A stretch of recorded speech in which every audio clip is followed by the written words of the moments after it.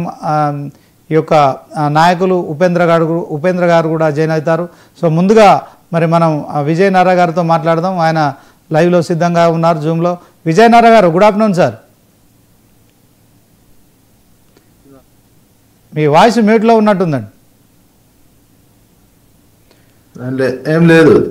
Okay Vijay గారు, ఎలా చూస్తారు? మొత్తానికి ఎన్నికల హడావుడి అయితే ప్రారంభమైంది తెలంగాణలో. మొన్న జూబ్లీహిల్స్లో కాంగ్రెస్ భారీ విజయం సాధించడం కావచ్చు. ఇదే తర్వాత ఇక మరి స్థానిక సంస్థల ఎన్నికల్లో మొట్టమొదటగా పంచాయతీ ఎన్నికలు నిర్వహించడానికి ప్రభుత్వం సిద్ధమవుతోంది. ఇదే క్రమంలో మరి ఇప్పుడు గవర్నరు కేటీఆర్ ప్రాసిక్యూషన్కు అనుమతి ఇవ్వడం కావచ్చు. సో విచారణ తర్వాత కేటీఆర్ అరెస్ట్ అవుతారనే ప్రచారం జరుగుతుంది కదా. సో దీన్ని అంతా ఎలా చూడొచ్చు అంటారు? ఇది జూబ్లీహిల్స్ ఎలక్షన్ తర్వాత ఇది పొలిటికల్ గేమ్ లో భాగంగానే చూడాల్సినటువంటి అవసరం ఉంటుంది. మొత్తం ఇది పొలిటికల్ గేమ్ ని ఈ రకంగా రెండు కేంద్ర ప్రభుత్వాలు, కేంద్రం రాష్ట్ర ప్రభుత్వం కలిపి బీజేపీ కావచ్చు కాంగ్రెస్ కావచ్చు ఓ రకమైనటువంటి రాజకీయ పరమైనటువంటి యాక్షన్ కిందనే చూడాల్సినటువంటి అవసరం ఉంది.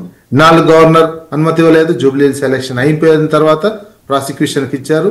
ఇంతకుముందు ఈ కేసుకు సంబంధించినటువంటిది కేటీఆర్ గారు 3 సార్లు అటెండ్ అయినటువంటిది, ఏసీబీకి సంబంధించినటువంటిది.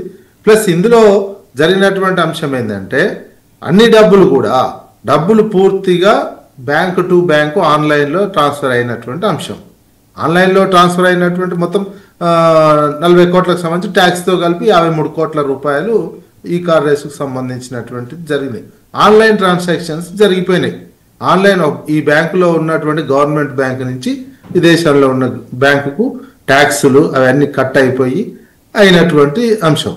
ఇక్కడ ఇందులో కరప్షన్ ఆన్లైన్లో జరిగిన దానికి కరప్షన్ ఉన్నటువంటిది నమ్మశక్యంగా లేనటువంటి అంశం. అంటే పొలిటికల్ గేమ్ కిందనే చూడాలి. ఎందుకంటే రేపు స్థానిక సంస్థల ఎన్నికలు వస్తున్నటువంటి నేపథ్యంలో జాతీయ పార్టీగా ఉన్నటువంటి బీజేపీ కావచ్చు కాంగ్రెస్ కావచ్చు, ఇందులో ప్రాంతీయ పార్టీగా ఉన్నటువంటి బీఆర్ఎస్కి సంబంధించినటువంటి కీలక నేత ఎన్నికల్లో ప్రచారం కనుక చేయకుండా అడ్డుకోవాల్సినటువంటి ఉంటే స్థానిక సంస్థలు ఏమైనా బెనిఫిట్ జరుగుతుంది అనే అంచనాతోటే ఈ గేమ్ పొలిటికల్ గేమ్ నడుస్తున్నట్టు అంచనాకు రావచ్చు. ఎందుకంటే ఈజీగా జూబ్లీహిల్స్ ఎలక్షన్లో అది ఆ అంశాన్ని లేవనెత్తినటువంటి అంశం అది అయిపోయింది. బీజేపీ ఇక్కడ పూర్తిగా చతికిలక పడిపోయినటువంటి అంశం. అదేవిధంగా కాంగ్రెస్ పార్టీ గెలిచినప్పటికీ స్థానిక సంస్థల్లో ఆ సిచ్యువేషన్ లేదా అనే అంచనాకు ఉన్నట్టు. ఎందుకంటే అధికార పార్టీకి 95% స్ట్రైక్ రేట్ ఉండాల్సినటువంటి అవసరం ఉంది స్థానిక సంస్థల ఎన్నికల్లో. గత చరిత్ర చూసినా గత అనుభవాలు చూసినా అధికార పార్టీకే ఎక్కువగా అవకాశం ఉంటుంది. అది 95% ఉంటుంది.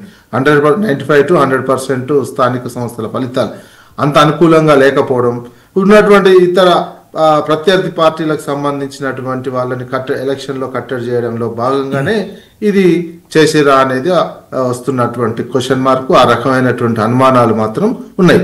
ఆన్లైన్ జరిగినటువంటి ట్రాన్సాక్షన్ ఇది. ఇందులో జరిగింది ఏంటంటే ఆన్లైన్. ఇంకా వాస్తవానికి తెలంగాణ పౌరుడుగా తెలంగాణ అంటే అసలు జరగాలి ఆ రేసు. ఈ రేసు కనుక జరిగినట్లయితే నెక్స్ట్ లెవెల్లో వెళ్ళిపోతుండే. హైదరాబాద్ కానీ ఇంకేదైనా ఇప్పుడు ఇవన్నీ ఏంది, ఇప్పుడు పెట్టుబడులు రాకపోవడం, దీని మీద ఒక నెగిటివ్, హైదరాబాద్కు ఒక నెగిటివ్ అప్రోచ్ ఎందుకు వచ్చింది ఇండస్ట్రియలిస్టులలో, దాన్ని లేపడం కోసం ఫ్యూచర్ సిటీ అని ఇంకో ఇదని అన్ని ప్రయత్నాలు చేస్తున్నా ఆ కంటిన్యూషన్ని దెబ్బతీయడం వల్లనే ఈ కార్ రేస్ కనుక జరిగి ఉంటే ఎలక్ట్రానిక్ మొబిలిటీ ఉన్నటువంటి వెహికల్స్ ఇది ఒక హబ్బుగా తయారయ్యేది ఇంకో 5 సంవత్సరాలు 10 సంవత్సరాల్లో.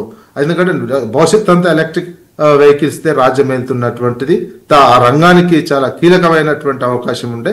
ఆ అవకాశాన్ని హైదరాబాద్ చేజార్చుకునే విధంగా ప్రస్తుత ప్రభుత్వం వివరించిందని అనుకోవాల్సినటువంటి అవసరం ఉంది.